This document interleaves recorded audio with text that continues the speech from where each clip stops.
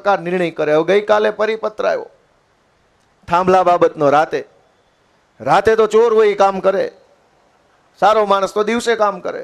રાતના અંધારામાં પરિપત્ર આવ્યો. પહેલા તો ન્યાય એની માનસિકતા છતી થાય છે. રાતે કેમ?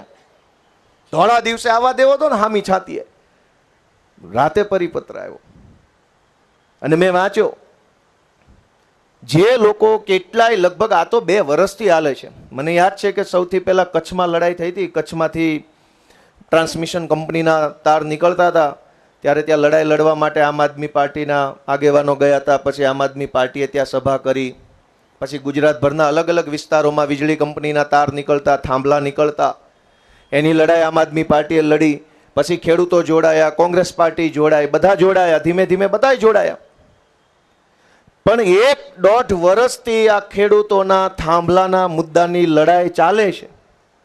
એ દરમિયાન જે ભાજપના નેતાઓ કે જે કહેવાતા રાજકીય વ્યક્તિઓ એક શબ્દ નહોતા બોલ્યા, એણે કાલ રાતથી ઉપાડો લીધો છે.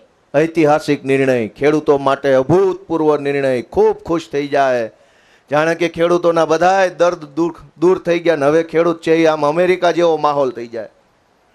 4 પાનાનું કાગળિયું અડધી રાતે બહાર પાડ્યું, ખેડૂત આબાદ થઈ ગયા. 1.5 વર્ષથી ખેડૂતો માર ખાય છે, જેલમાં જાય છે, FIR થાય છે. મોરબીમાં બહેનોને માર્યો. ત્યારે જેની આંખ ન ખુલી, જ્યારે તેનું આત્મા ન જાગ્યો, ત્યારે જેનું મોઢું ન ખુલ્યું, એવા લંગરિયાએ હવારમાં જ્ઞાન આપવાનું ચાલુ કર્યું. ખૂબ સારો. હા, તું સારો નિર્ણય છે. આય તું 27માં સરકાર બદલાય પછી તને થોડુંક વ્યવસ્થિત રિપેરિંગ કરું.